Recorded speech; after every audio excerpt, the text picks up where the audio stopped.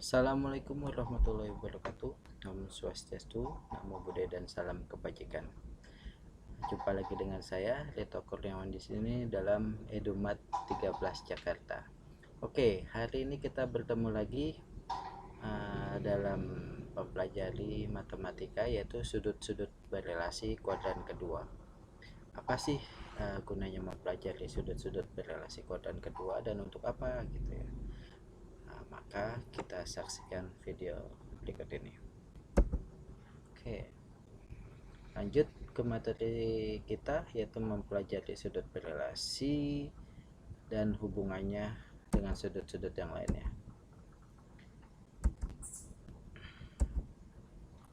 Oke, sudut berelasi kuadran kedua. Sebelum memasuki pelajaran ini, kita harus tahu definisinya nih. Definisinya adalah sudut-sudut berelasi yaitu sudut yang saling berhubungan dalam trigonometri.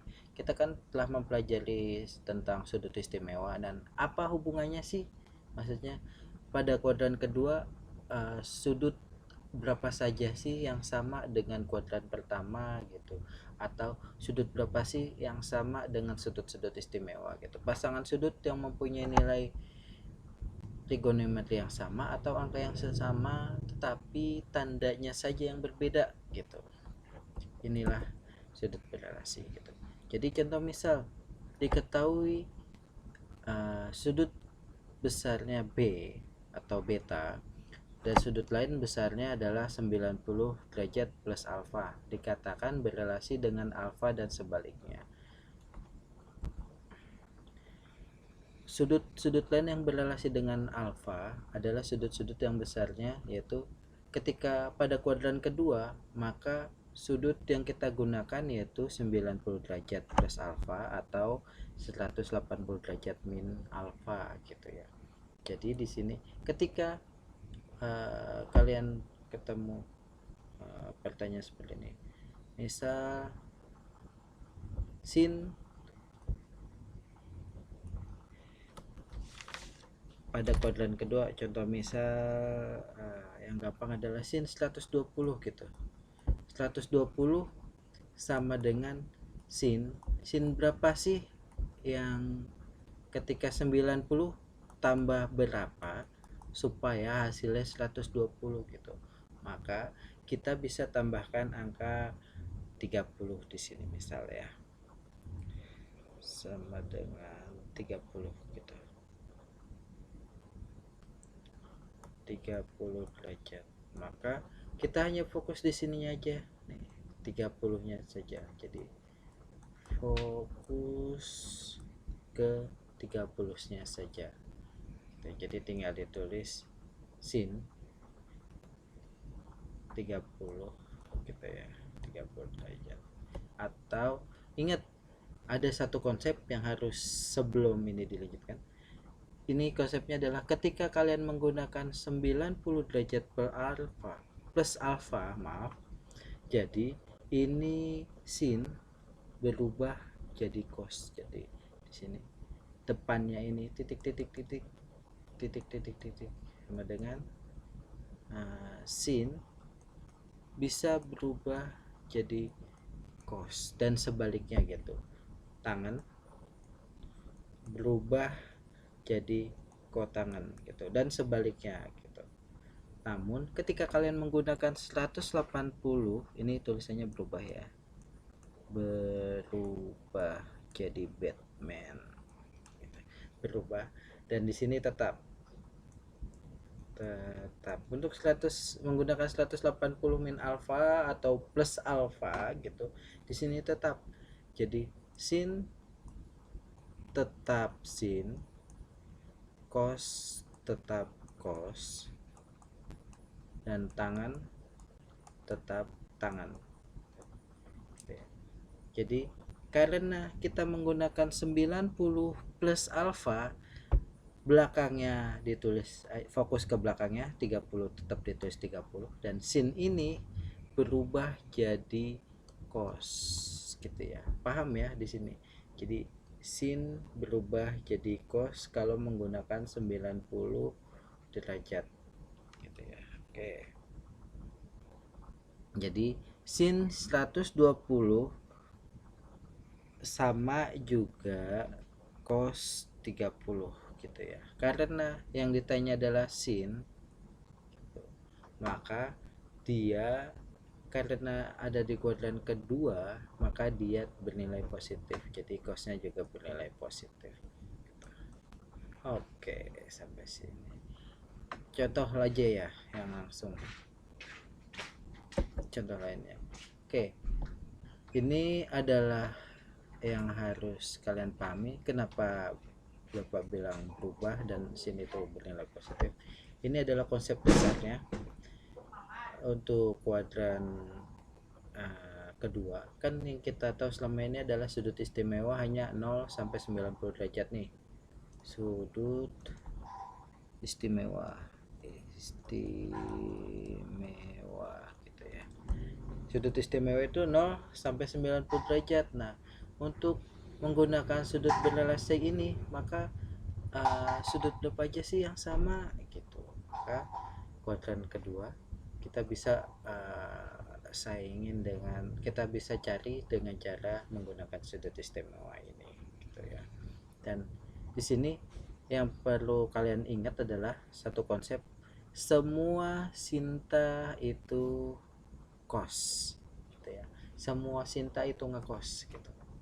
Ini adalah konsepnya. Jadi semua itu, semua baik di sini sin, cos, tan, kemudian kosek, kemudian sekan, kemudian kotangan atau kotege ya, atau kot gitu ya, itu bernilai positif. Dan sini sin dan kosekan saja yang positif, ini tangan dan kotangan saja yang bernilai positif, dan ini cos dan sekan yang bernilai positif. Sisanya adalah negatif di luar ini.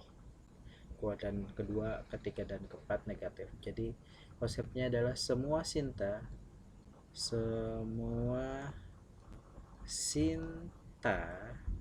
itu ngekos gitu ya. Jadi semua kuadran pertama, ini sin kuadran kedua yang bernilai positif, tangan pada kuadran ketiga bernilai positif, dan cos pada kuadran keempat bernilai positif. Jadi semua sinta itu ngekos yang positif gitu ya.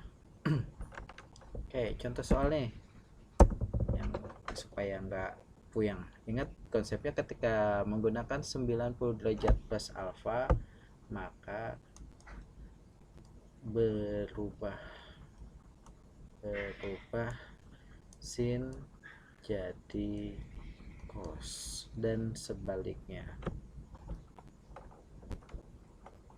Oke, diketahui jika cos 110 sama dengan M, maka sin 108 sin 100 derajat itu berapa sih? Oke, yang diketahui kan udah nih, cos 10 sama dengan M. Yang ditanya adalah sin 100 derajat. Maka sin 100 derajat sama dengan sin 100 derajat sama dengan sin 90 tambah berapa sih supaya hasilnya 100, maka di sini ditambah 10. Jadi sin 90 tambah berapa sih supaya hasilnya 100, maka di sini ditambah 10 gitu ya. Lalu kita fokus nih ke angka belakangnya aja, fokus ke sini aja gitu ya. Fokus ke angka 10 nya aja, tulis dulu angka 10 nya. Jadi sin 90 karena dia menggunakan 90 plus alfa gitu, ini plus alfa gitu, maka dia itu berubah gitu, berubah sin jadi cos, cos jadi sin gitu. Karena ini jadi sin, ini adalah sin, maka berubah jadi cos, cos 10 gitu ya. Jadi tulisannya di sini ditulis tetap 10 tetap, kemudian sin berubah jadi cos. Karena kita tahu cos 10 adalah M, maka Jadi sin 100 sama dengan M gitu ya. Jadi di sini sin 100 sama dengan M gitu. Oke. Contoh kedua, diketahui jika sin 43 derajat sama dengan 0,6819, maka cos 133 adalah berapa gitu. Oke. Cos 33 sama dengan cos 90 tambah berapa sih supaya hasilnya 33? 133, maka dia ditambah dengan 43. Jadi di sini cos 90 derajat plus alfa gitu ya. Dan ini fokus ke belakangnya saja, ingat, bapaknya ingatkan hanya fokus ke belakang saja. Cos berubah jadi sin karena menggunakan 90 derajat gitu ya. Jadi ditulis sama dengan cos jadi sin 43 derajat. Kenapa depannya min gitu? Ingat konsepnya, ketika kuadran pertama hanya semuanya itu bernilai positif, dan kuadran kedua hanya sin yang bernilai positif, maka cos, karena ini 133 cos ada di kuadran kedua KWD2, maka nilainya adalah negatif. Jadi ditulis min sin 43. Maka karena kita udah ada diketahuinya adalah sin 43 0,89 819, maka ditulis min 0,819 gitu ya. Ini yang harus diingat. Ingat di sini adalah sin, hanya sin dan kosekan yang bernilai positif, sisanya adalah negatif gitu. Atau menggunakan cara lain gitu, maka kita gunakan cara 180 gitu, titik 180 derajat min alfa gitu.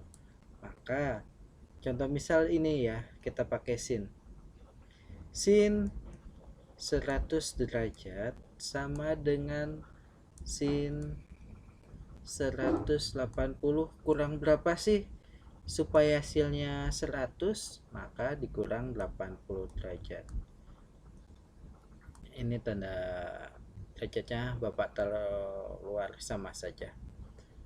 Sama dengan, ingat, karena kita menggunakan ini cara yang kedua ya, menggunakan 180 derajat plus, apakah itu plus atau negatif, plus atau minus alfa, maka dia itu titik-titik di depannya adalah tetap gitu. Di sini tetap gitu ya, depannya itu yang ininya tetap gitu. Maka sin tetap sin dan belakangnya tetap ditulis 80 derajat. Karena sin kuadran kedua adalah positif, maka di sini tulis positif. Jadi sin 100 derajat akan sama nilainya dengan sin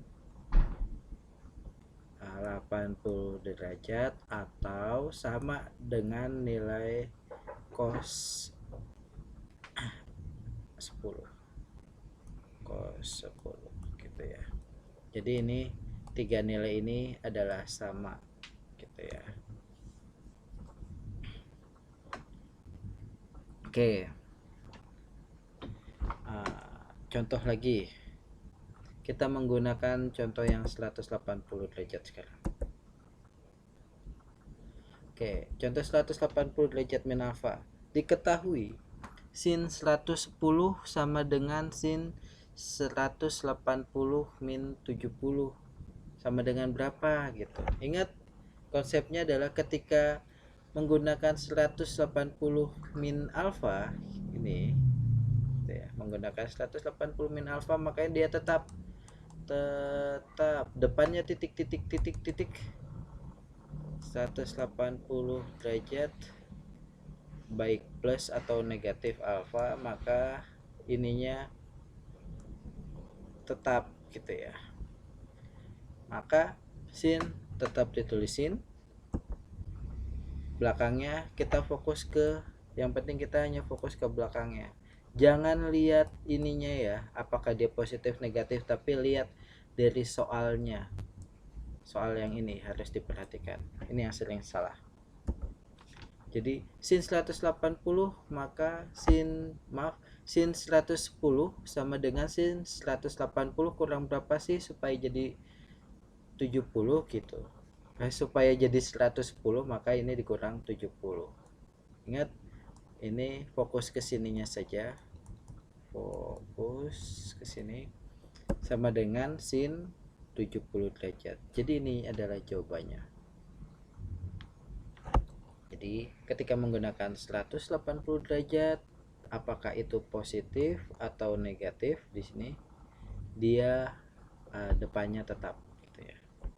Oke, contoh selanjutnya, jika tan 160 maka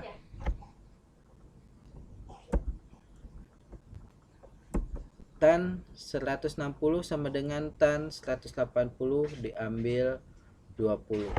Jadi tan 180 diambil berapa sih supaya jadi 160, maka diambil 20 derajat gitu ya. Alfanya adalah 20 derajat. Jadi selanjutnya adalah fokus ke belakangnya ini. Tetap ditulis 20-nya dulu.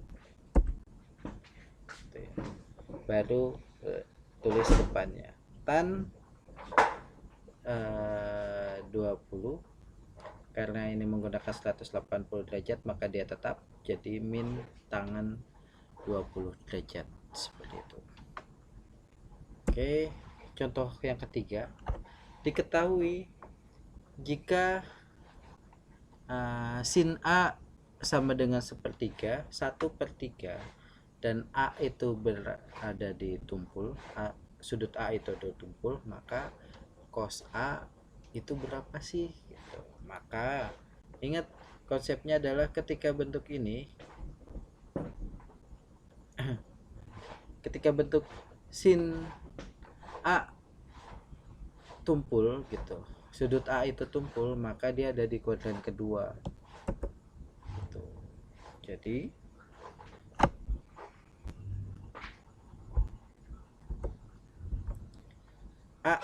sin A sama dengan sin 180 min alfa sama dengan, ingat, karena sin A nya adalah 1/3, maka bisa ditulis sin A itu sendiri atau 1/3.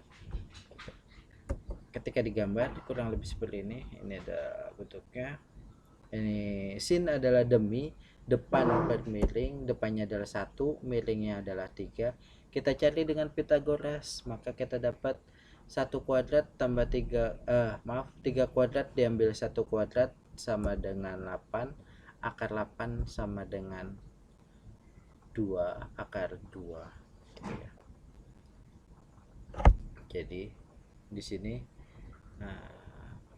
3 kuadrat diambil 1 kuadrat sama dengan 8 akarin sama dengan 2 akar 2 gitu ya. Jika ini A, B, maaf, ini adalah A nya, ini adalah B nya, ini adalah C nya gitu ya. Jadi A nya ini adalah demi, depan per miring gitu ya.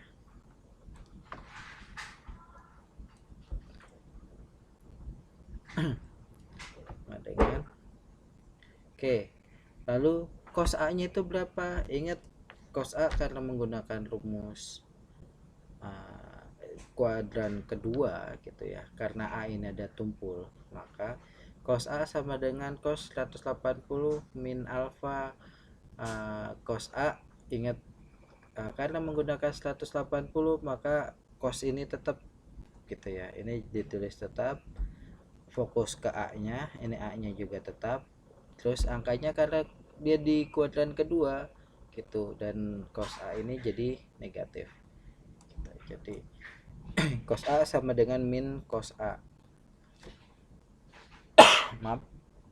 Jadi cos A sama dengan, ingat cos adalah demi, sami, disah apa. Cosnya itu, kalau cos adalah sami, samping per miring gitu. Berarti sampingnya adalah ini 2/2 gitu ya. Dan ini miringnya adalah 3. Maka cos A sama dengan min cos A. Di sini kita menggunakan A. Cos A sama dengan samping per miring 2/2/3 sama dengan, kita bisa sederhanakannya sama saja lah, tinggal tulis karena ini cos A ada di kuadran kedua, KWD 2, maka nilai cos A ini bernilai negatif, jadi 2/2 min 3, min 2/2/3, bisa ditulis seperti itu. Oke. Demikianlah penjelasan tentang kuadran kedua. Sampai ketemu di video selanjutnya. Namun ini adalah ringkasan materi kita di sini. Jika menggunakan 90 plus alfa, ingat tandanya itu akan berubah. Yang harus kalian ingat adalah sin jadi cos, cos jadi sin, kotangan jadi tangan gitu ya. Lihat di sematnya, ini jadi sin jadi cos, cos jadi min sin, tangan jadi min kotangan, kotangan menjadi min tan, kemudian sekan menjadi min kosekan, namun kosekan menjadi sekan gitu ya. Jadi tinggal dilihat depannya saja gitu ya. Oke. Kalau yang menggunakan 180 dia tetap, hanya saja tandanya yang berubah. Kita lihat ini contoh relasi penggambarannya gitu ya. Dia tetap, kita perhatikan di sini. Satu lagi. Oke.